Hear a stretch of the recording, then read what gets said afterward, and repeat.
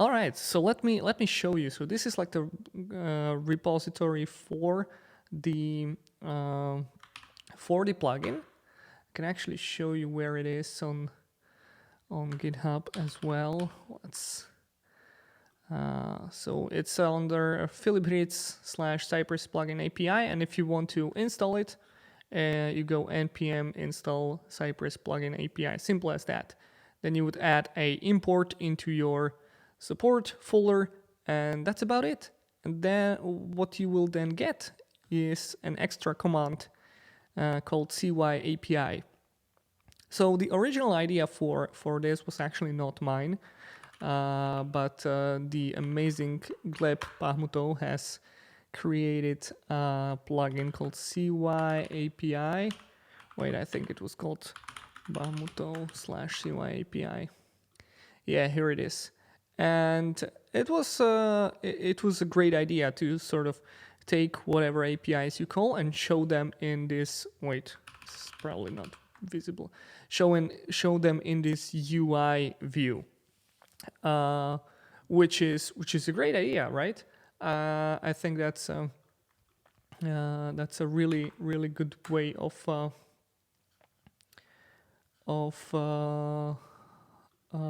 yeah, it's just really good.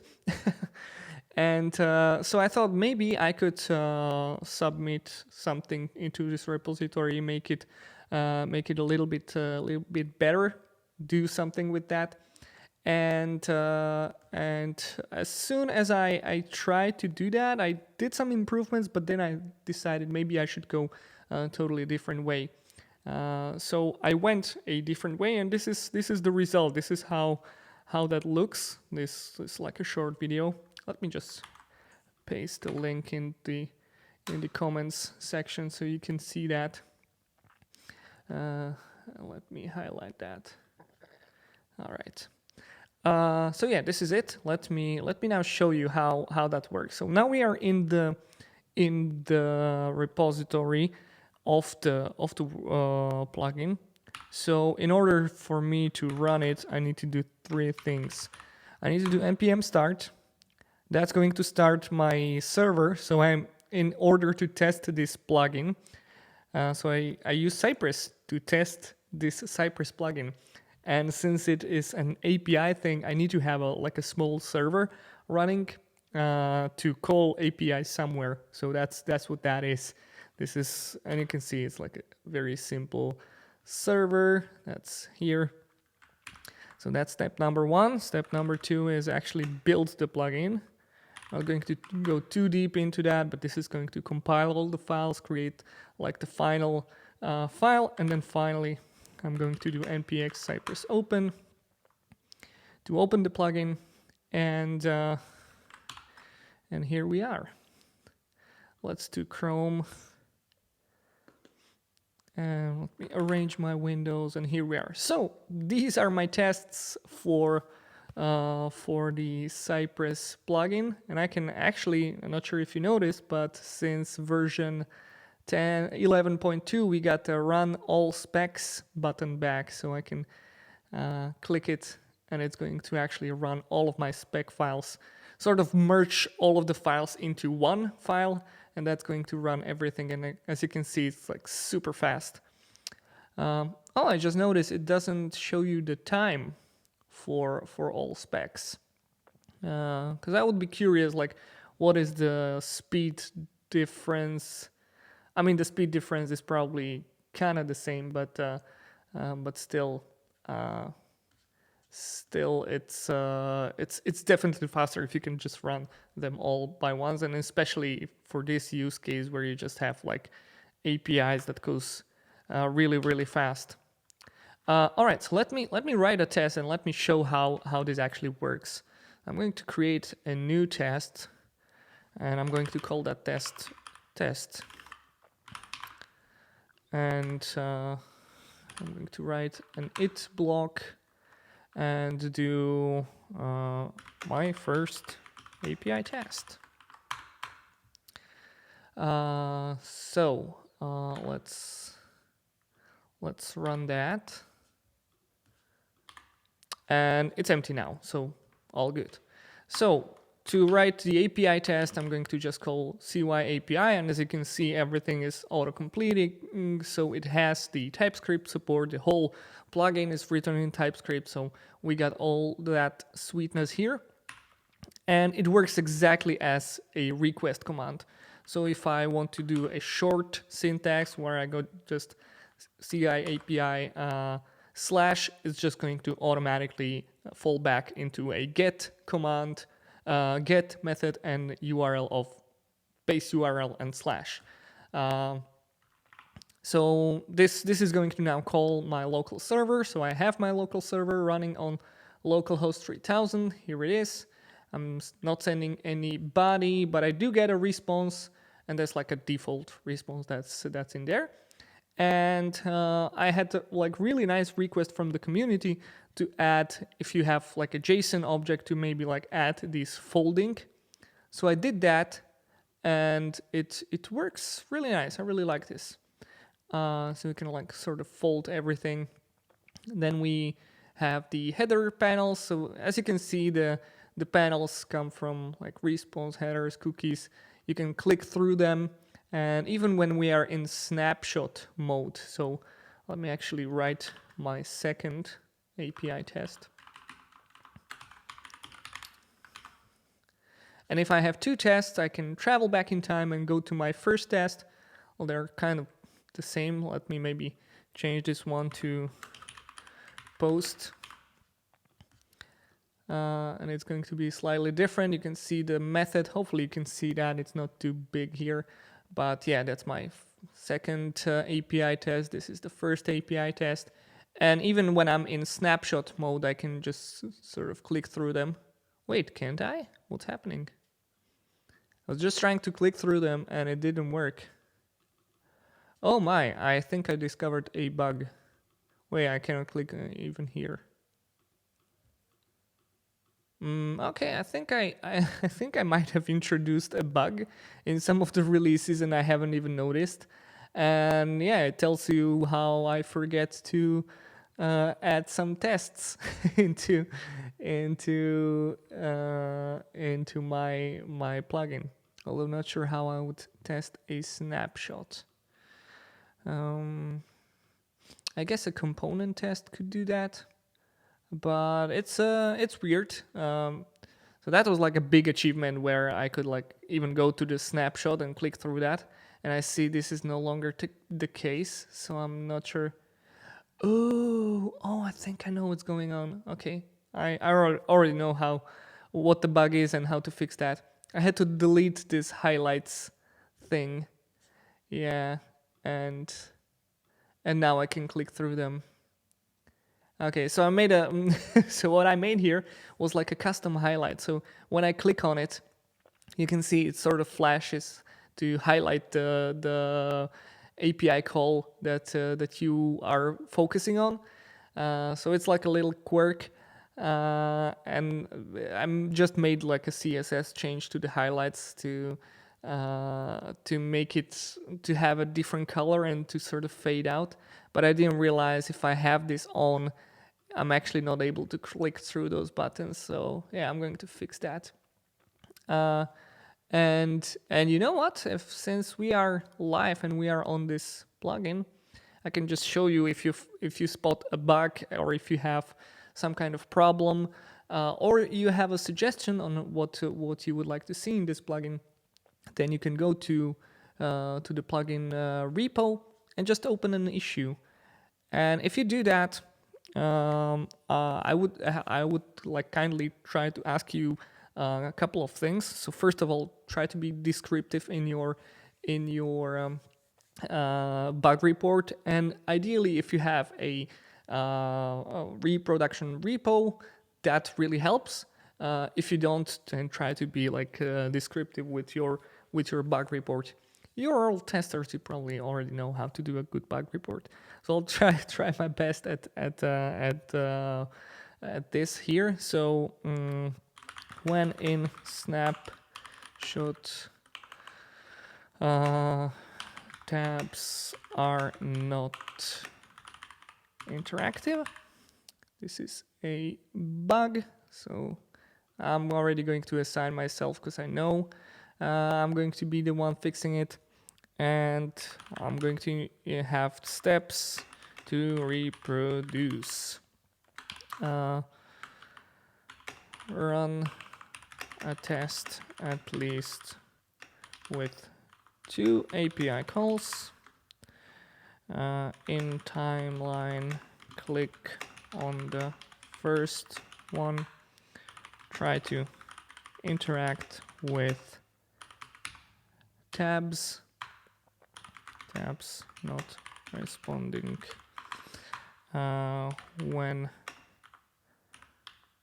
highlight toggle at the bottom of the snapshot is off. Interactivity works. Highlight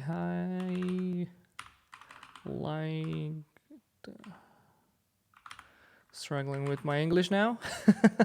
As interactivity works, probably highlight element covers it. Okay, that's how you submit an issue. So this is now my to-do list. All right, let me show you what we can do. Let's go back a little bit. So I already called like a couple of APIs, and yeah, as I said, you can use the same API as you would with request. So if I were to change this to request, it would do the same, but it wouldn't have the UI.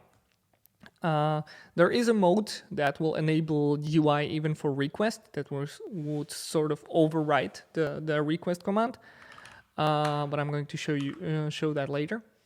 But the cy.api, so some people ask me like, why would I add this if I don't? Will I not bloat my tests? And as a matter of fact, you probably won't, because this cy.api is actually using the request command in the background. So it does the request the same way it actually calls the cy request command, and it will, and as an extra thing, it will add the UI in here. So yeah, it doesn't add like I don't think there's like a performance cost or anything with this one. So yeah, feel free to use it.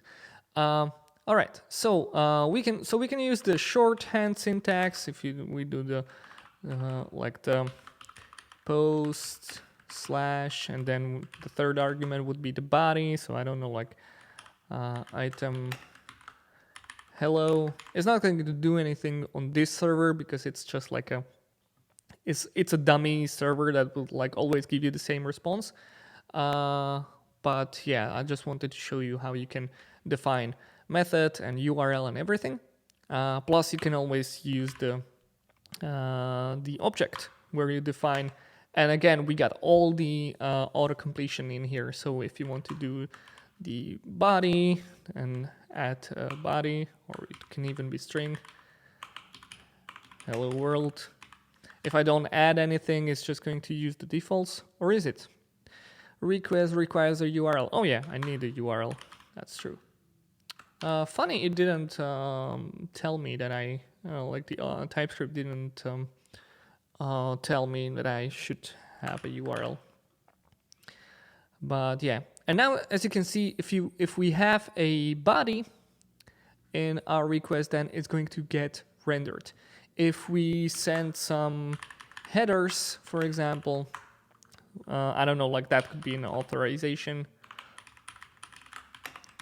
and do hello, and I save my test, then we got headers and body, and yeah, since it's a JSON, you can just fold it and see all the headers you have sent, so you can examine whatever you did with API. And one question that I get asked, like, why even use this, right? What is this useful for?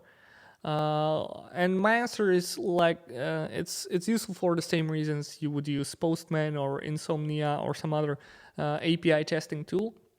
like, because you can call your APIs with anything, right? You can do Axios, you can use Postman, you can just use CURL and use your terminal to test your APIs. But the visual feedback you get, where you can examine what the API is actually doing, is useful. So that's what this is for. So you can like go ahead and examine and take a look into what's happening on your API. So yeah, one thing about the authorization, you might want to hide your authorization. So if you want to do that, then I have a couple of flags that can help you with that. So there's a flag that you can put into your configuration. As you can see, I got quite a lot of here, and you put that into the env object. So put env, and then what was it called? Hide credentials. And you can set it to true. Oh, not a string true, but a boolean true. And now when I go to headers, you can see that they're hidden, right? And if you want to hide credentials, like you have your own, for example, let's say I will have like something like xauth, something like that, and I will go super secret. Well, in that case, it's going to show, because it's not like I have no way of knowing that you are going to use a header like this. So what you can do is, I have this in my README. I probably have to look into that because I forgot the name of the variable. But yeah, you can hide credentials like this, and also you can have a hide credentials options, where you can specify which headers, authorization, and body credentials you want to hide. So if I specify the hide credential options, I'll add it into my configuration and go, let's hide a headers. And that will be an array of strings. So you can like give all the names of the headers you want to hide. And as I said, xauth, that would be the credential I want to hide. So if I run my test now, you can see that the xauth is hidden, but the authorization is now shown. So we need to specify everything. I didn't want to like add a merging between these, because it might get really messy real fast. So let me just copy the authorization, paste it in. Now when I save my configuration, test is going to rerun, and in the headers I can see that authorization and xauth are hidden. So yeah, that's how you can hide different credentials. And yeah, let's show some other features. I have some different APIs that show. Oh yeah, like we are calling the API, but we're not testing anything. Let's make a test. So typically in Cypress you would use then give it an alias of like, I don't know, API, and then write a callback function, and inside here you would write your cy assertion. So expect API body to well, let's do status, that might be easier, to equal what's it gonna be equal to 200. I'll save that. It's passing, so that's good. So you can use that, you can use the cy.api exactly the same way you would use request, but I have an extra thing here, because in the plugin, as you can see over here, we have the size, and this is not something that you can find in the CUI request, but I added this. So this size is actually going to be determined by the header. So if we got a response header that's going to tell you the content length, that's 55 in bytes, it's going to get rendered over here. But if it doesn't show you if it doesn't give you the size, then you can actually, then this plugin will actually count the response size from that. And a nice thing also here is that you can test it. So you can go API size, and it's actually going to give you the number in bytes. So that should, so in this case, this should equal to 55. If I were to flag my features that are in here, I would say that this is definitely beta, because if you get the header, so if you have the content length header that you have over here, if you have that in your API, then you're good. It's not going to do anything with that. Maybe just convert it into like kilobytes, megabytes, or something like that, and that works nicely.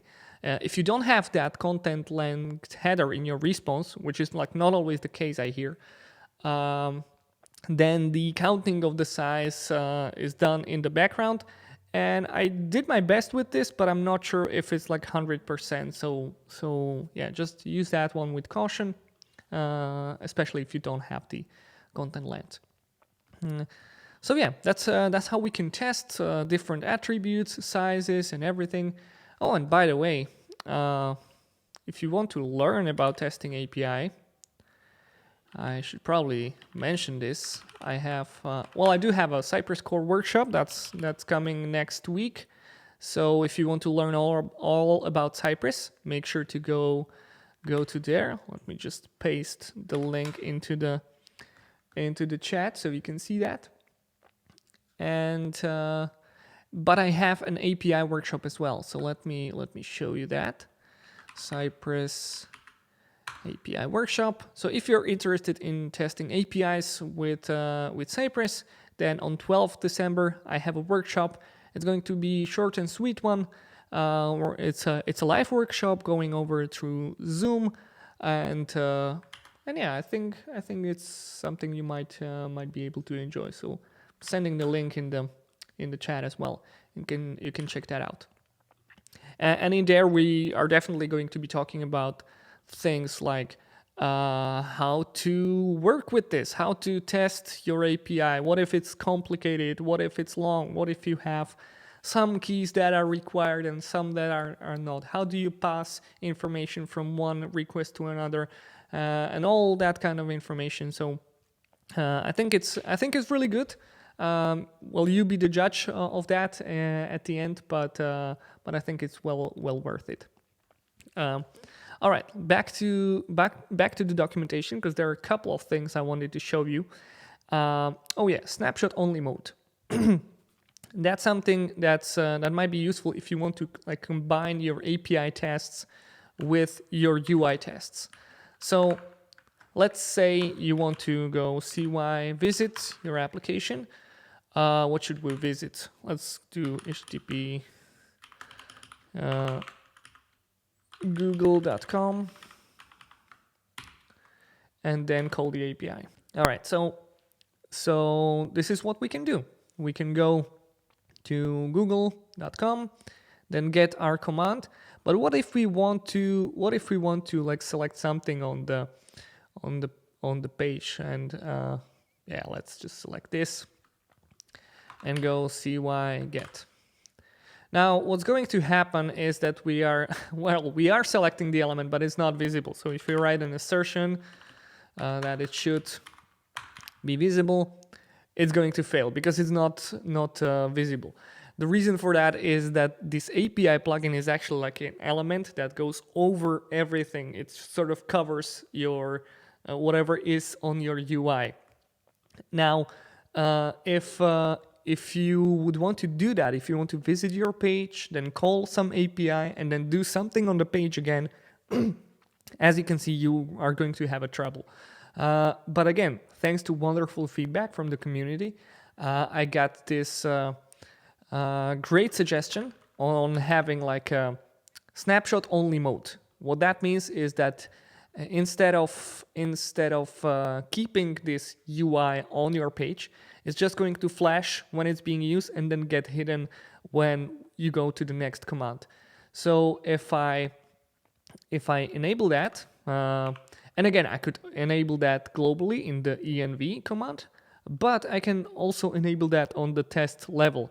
That's one of the features that Cypress has. I think it's really sweet. So I'm going to define env.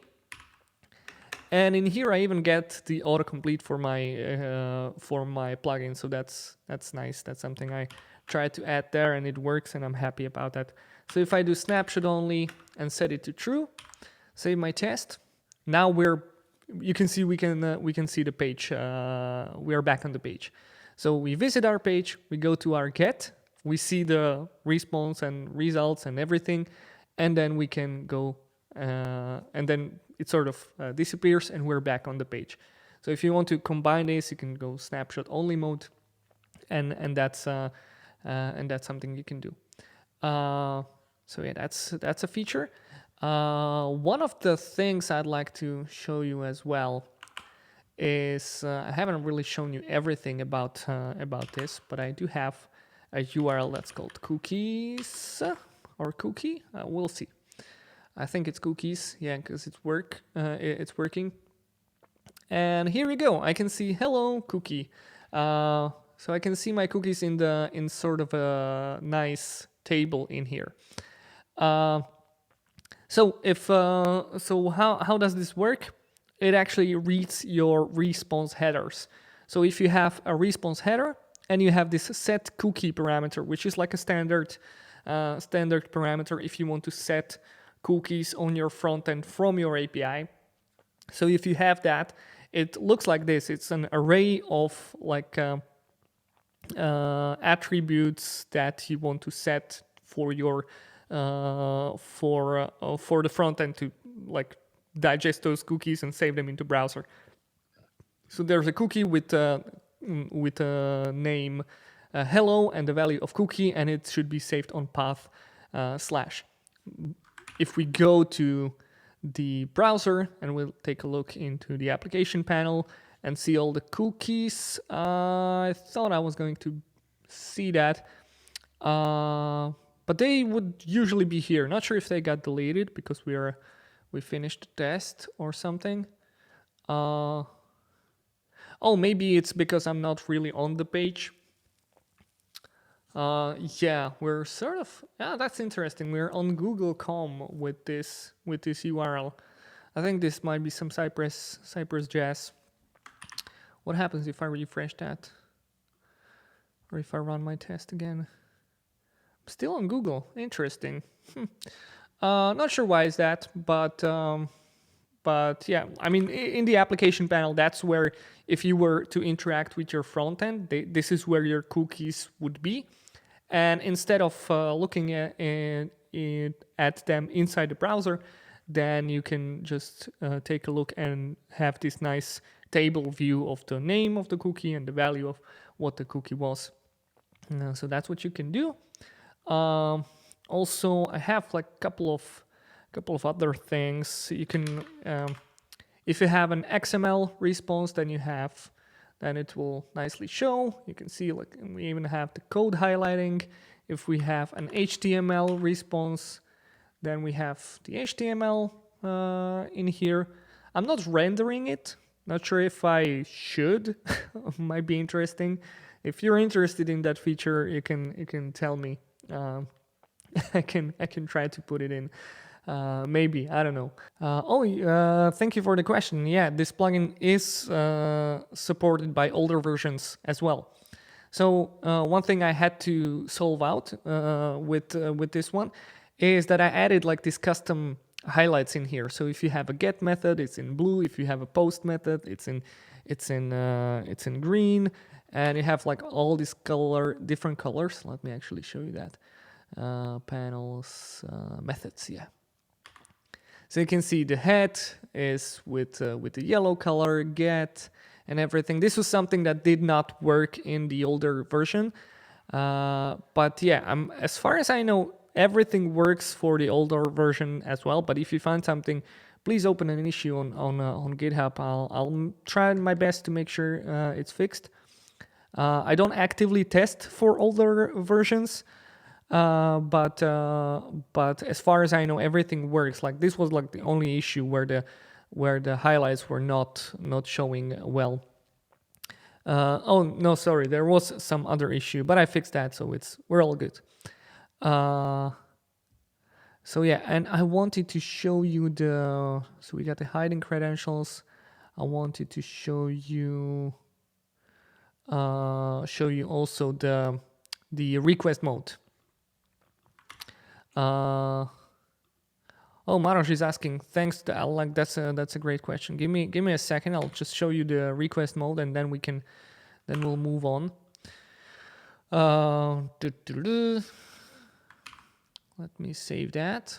Hopefully I did this correctly. Let me go back to my test. And instead of cy.api, I'm going to call cy request. And there we go. So now I used request and it's still working. It's still showing me the UI. So the way how I enable that in my Cypress config in the env, I would put the request mode set to true.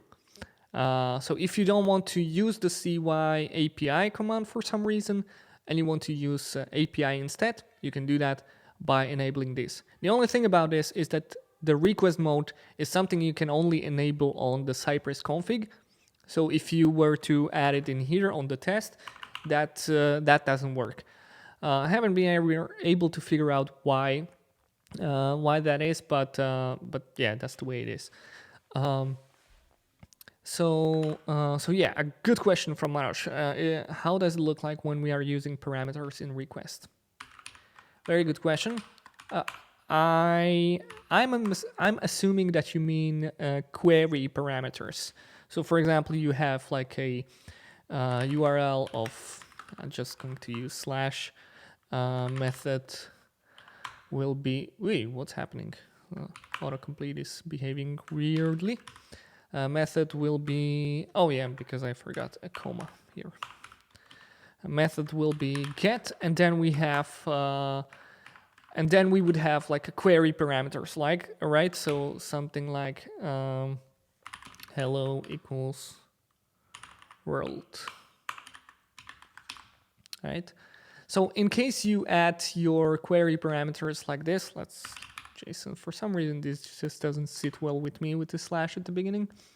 All right, so we got the full URL with parameters. So if you add them like this, it will just show as a part of URL. So that's how that works. But when you are using Cypress cy request, there is this QS, which stands for query string.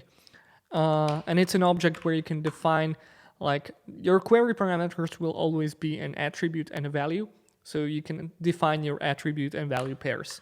So you can do something like this, hello, and then world, and it would be exactly the same thing as this. So if I delete this and do hello world, you will not see it at the top, but we have a query panel in here where it will show the hello and world, the parameters. So yeah, that's how that would behave. I'm now wondering if it would make sense to have it in the table, in the cookies, in the same manner. Maybe it would, maybe it wouldn't. You tell me. All right, I think we had a question. Can you please try on this practice API? So we got like a request in URL. Let's take a look into what that is. Test your front end against real API, fake data, always on. Okay, so we got something in here. All right, I think we could. So we got list users, single user. Wait, and request. Like, what's the full URL? Oh, it goes something like this. Okay, let's do this. Let's go for URL request. We got users page, and the method was was hello world. Wait, I think the URL was something else. We got a query string, right? Page 2. Okay, let's view page 2. Go with page and 2. Let's see if that works. Oh yeah, here we are. So we got the query as in page 2, and we got a response. So all of the data from this API site was there. That's a cool site. I like it that you have like public API that you can test. I know they are out there. I haven't just been using them too much. Mostly what I do is have like a JSON server running in the background. It's like super simple and it's super cool. So yeah, now you can explore everything. You can scroll down, up, side to side. You can fold the information. I like this folding. I've been working on that, like thinking like for 2 days of how to do that, and then I realized it's actually super simple. I just need to add some HTML elements in there, and I'm happy about it. Can't you tell? All right. I think that's about it. Like, I wanted to keep this short and sweet. We have been going on for something like 30-40 minutes almost. So I think that's about it. No need to add anything more. This is just something I wanted to show you. I'm really happy that I got the opportunity to show you this, and yeah, I hope to see you on the workshop. If you can help me out, spread the word. That would be nice. I still got some open spots, so if you are interested, go ahead and check it out. And yeah, oh yeah, no more copy paste to online JSON viewers. Yeah, I don't have like the version 1 had a copy paste, like copy to clipboard button. It's actually really hard to do on the snapshots.